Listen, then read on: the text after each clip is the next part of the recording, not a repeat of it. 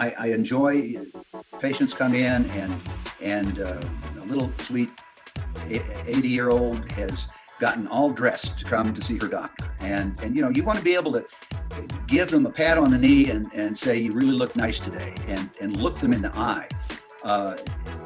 Not just because of COVID, but because of EMR and computers. I also think medicine has lost something.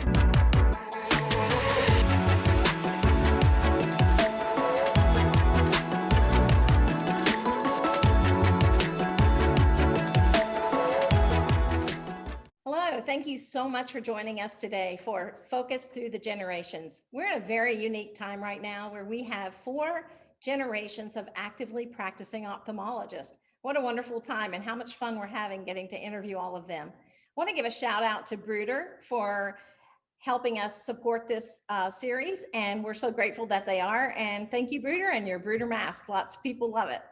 So today I have with me Dr. Robert Lehmann from Nacogdoches, Texas. How are you, Dr. Lehmann?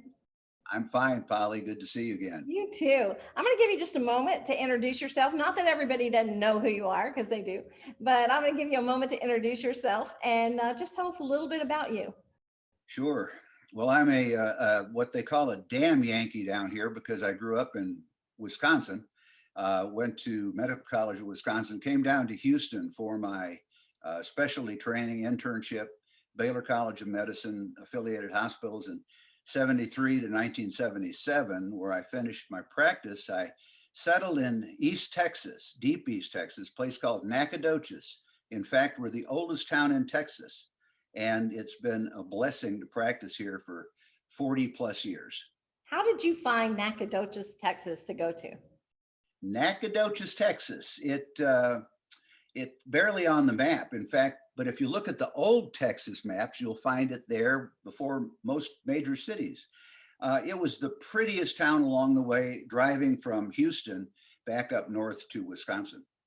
Wow. I know the first time I went there, I was like, okay, what airport do I go to? And then I found the airport, and then I'm like, oh, good Lord, now I got to drive forever to get there. So, but it's Actually, even back then, it was known for good health care, timber industry, and chickens, raising chickens. So those were the 3 industries of the area. Well, I've enjoyed it every time I've come down there. It is a great place to live. One of the girls here just asked if you had any real estate down there for sale. We have some real estate, but not for sale. Yeah, I know you do. Well, I want to get started today and ask you some questions. And a really fun one is, what is it like having your daughter as your partner now in your practice? We had the pleasure of interviewing Dr. Anna Lehmann earlier, and I'm not going to tell you what she said. We're going to hear what you have to say. Well, one of the greatest blessings of my life has been having our daughter, Anna Lehmann, join this practice. I always envied those doctors that had that opportunity to have a son or daughter practice with them, and now I am one. And she's just been remarkable. We did fear we would lose her to plastic surgery or hand surgery or some other form of microsurgery because she's so detail oriented and so good at everything she does. Yeah, she said something similar, but let me ask you a question. How is it business-wise sharing that responsibility with Anna? Well, business-wise, it has been a pleasure because Anna and our other 2 associate surgeons are just very easy to work with and very competent, very skilled. So, you know, initially I was concerned. My patients, as you mentioned, Polly, you've been to Nacogdoches as a consultant a couple of times, and you can't go to a grocery station or any store without patients saying, oh, hey, how are you? You know, you did my LASIK or you did my cataract surgery. And I was concerned that patients wouldn't want to let go of the old man. It has been no trouble at all. And in fact, I might be getting a little bit jealous. Because they've watched Anna grow up, so they're excited for her like you are. Yeah. That's right. She was so pleased to be where she is, and I can see you 2 working well together because you have a lot of dynamics, of the same dynamics of practice and detail. So and she did mention hands, so I know that was a concern too. When she said that, I'm like, whoa, I bet your dad was sweating.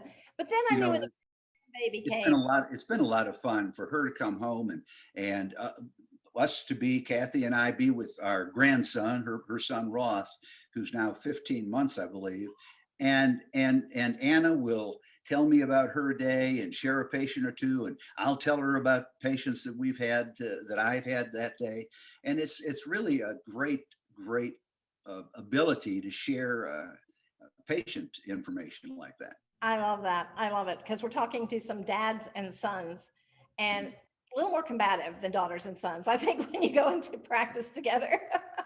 So maybe you were lucky to have your daughter go into practice with you. Very, very.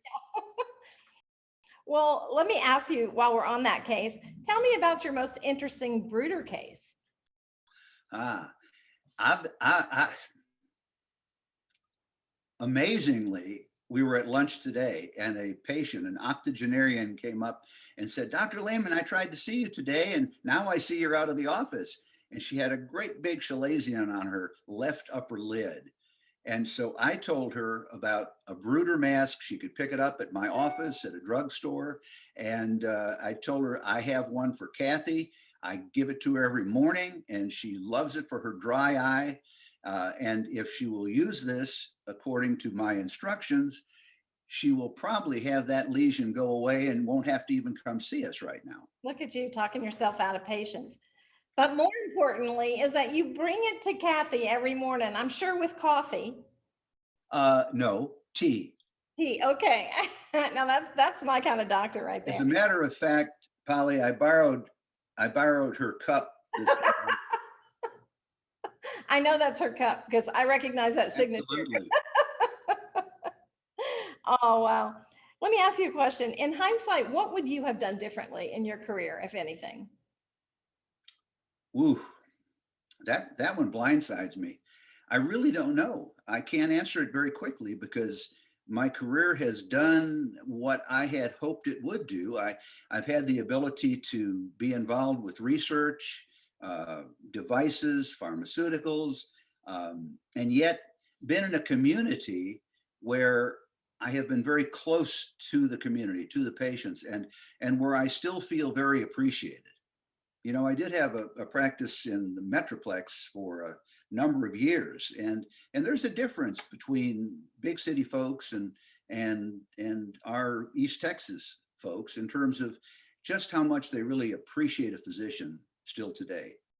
I love that. I think that was one of the things I wanted to ask you about too, is practicing. I knew you had practiced in the city as well, and practicing in the city and that particular patient, um, you've sort of grown into your patients and they've grown up with you. So it's a little different, I think, than being in a city atmosphere where there's lots of competition. There, you might see your patient once, or you might see them every 5 years, or maybe they don't remember your name. But where you are is totally the opposite of that. You've got that base, that really good base. Well, we've always had the right ethic about patient care, but I will say this: if you don't have that ethic about your patient care, you're not going to be very busy in East Texas because patients, they are, it's a close knit community, and patients talk, and you want that talk to be welcoming and to be positive. And I don't think social media affects your patient clientele. I think it's more word of mouth. Am I correct? Oh, social media is what again? I Yeah, said, no, I'm not that old, and I guess we're involved in social media. But the reality is that I have had some very nice things said out there by patients that are more involved in social media than I am, and it's always great to hear. But I kind of like the patient coming up at the restaurant or the grocery store and saying, you may not remember me, but you did this or that, and I'm so pleased. And it might have been 20 years ago, 30 years ago. I'd love to go back to Might have those. been. I'd like to know who's saying what about me. So I'd like to go back to those days where they come up and either tell me I'm really horrible or I'm really great. Rather than read it on the internet. Yeah. Or have somebody call me and say they saw it. Yeah. So yeah, I know how that is. Have you personally had any eye surgeries done, Dr. Lehmann? I have had no eye surgeries done. Wow. I did have COVID back in August, and I had a little right lower quadrant pain, and it went away. Well, about 6 weeks ago, I, at age 73, had an appendectomy. And the surgeon happened to be a very competent fellow. I had it right here in Nacogdoches. And he said, you know, what went on in August with COVID was just a mild case of appendicitis. And he said, once you get that, you're going to be seeing me in the OR eventually. And sure enough, I did. But no, I'm sure I've got nuclear sclerosis. I am old enough to have had that for 5 years or 10, and I'm still 20/20, and no surgery yet. That's awesome. That's awesome. You guys are lucky with that. Tell me about one of your, out of your career, one of the most interesting cases you've ever had that brings to mind right away. Well, I tell you what pops into my mind with that question is a lady who was so blind that she had no family that called upon her very often, and she actually put pads on her knees so she could kneel around through the house and not have to worry about bumping into something and falling down. It was a sad, sad case. She had bilateral mature cataracts, and it was finally a neighbor or somebody that called, from the church and brought her into the office. She was probably late to mid 70s, no insurance, never signed up for Medicaid, nothing, and just in a very sad state. Well, back then we were doing gift of sight anyway. Were we not doing gift of sight, we would have done hers as gift of sight regardless.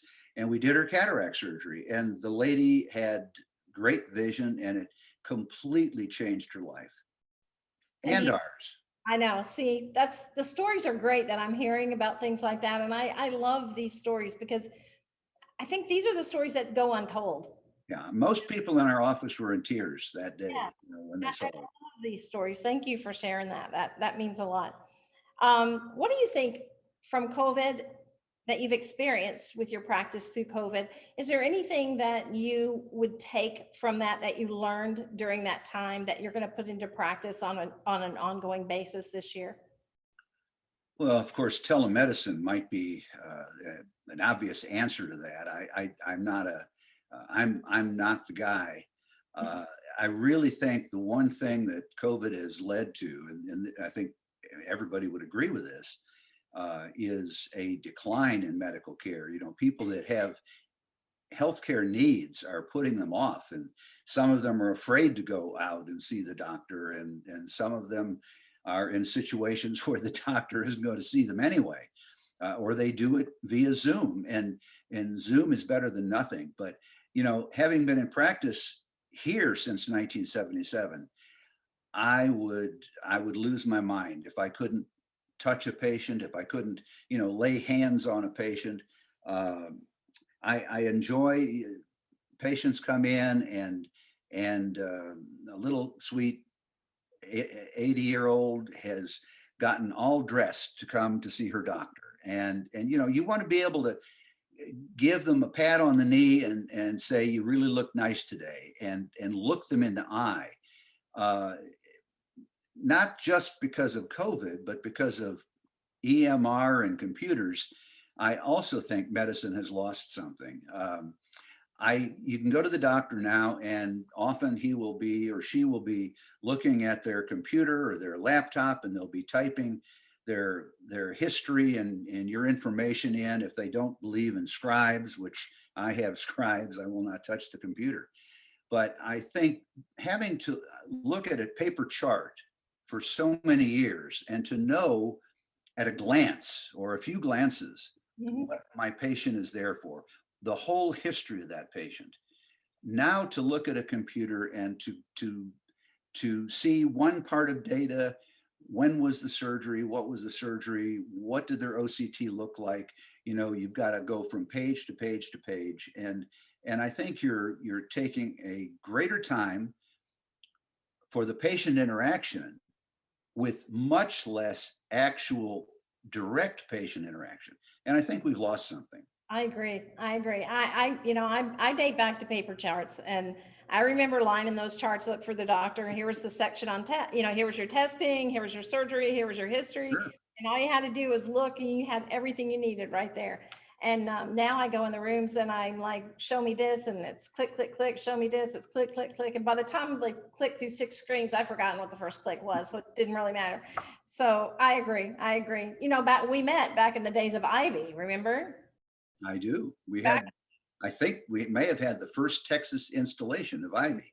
You absolutely And it did. was a DOS system. Show you Yep. what I don't know about computers. What I do know is it was very stable, a very stable environment for those days. It was.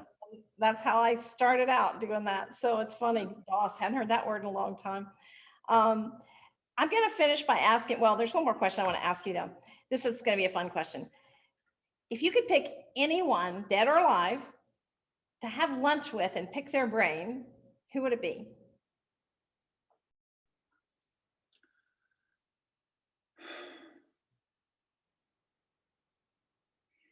Well, I hate to get sentimental because it would just be a visit, but it would be Dr. Beauchamp from Dallas, pediatric ophthalmologist who taught ethics. And I don't know that I talk much about ophthalmology, but he did my grandson Charlie's muscle surgery and for strabismus, obviously. And I saw him about 10 days to 2 weeks before he died of cancer. Had no idea that he was ill. And it would just been one of those situations where I would have loved to have given him a hug and said goodbye. Yeah. So that may not be the kind of answer you've heard or expected, but that would be one person that I missed saying goodbye to. That's a great answer. I mean, it makes us think about every day, and always make sure you say those words you want to say. That's right. If you get a chance again. Well, here's my final question, and I hate ending this with you because I love talking to you. How have you seen technology and ophthalmology transition in your career, and where do you see it going in the next 10 to 15 years? What a blessing I've had with this career, because as a senior resident, we got to go down to Cali, Colombia and help the residents there at Hospital Universitario de Valle. And we were doing intracap cataract surgery, and in a soft, cataract in a 50-year-old, you might do phaco and then fit them with a contact lens. And that was state of the art. The evolution from there to posterior chamber implants, to then doing extra cap surgery, coming back to phacoemulsification, no shot, no stitch, no patch, which I've been doing now for 20 plus years, since I forget his name, the doctor in New York said, you can just do this with tetracaine. And I thought, no, you can't, but I tried, and he was right, we could. Refractive surgery, RK, ALK, LASIK, PRK, all the advances. I did a corneal transplant in East Texas, having been trained at Baylor and David Payton. I pretty well knew how to do that. That was in 1977. I wouldn't dream of doing DSEC right now, which has become much, I think, safer and better. But I don't do enough of those kind of things to be comfortable. So we have corneal specialists that do that. But the evolution of lens implant technology, from anterior chamber rigid lenses and UGG syndrome to routine use of posterior chamber lenses and single piece aspheric lenses and presbyopic correcting lenses. And I think that, I feel like Don Quixote on a windmill sometimes, because we've been involved in most of the studies as principal investigators for the presbyopia correcting lenses. And the reality is, until we have a true accommodating implant, we'll still be on that quest. Although now with trifocal lenses, I think we can certainly satisfy more patients more readily. But we're still looking for that 100%er, and it's still avoiding us right now. So the technology that I have been able to be a part of in these 40 plus years has been, again, another great, great blessing and opportunity. And you've taken advantage of all of those and done them well. So I appreciate you so much. And for you as the person that I know you are, as well as your career and what it's gone to, and now your legacy with Anna. So I love all of that.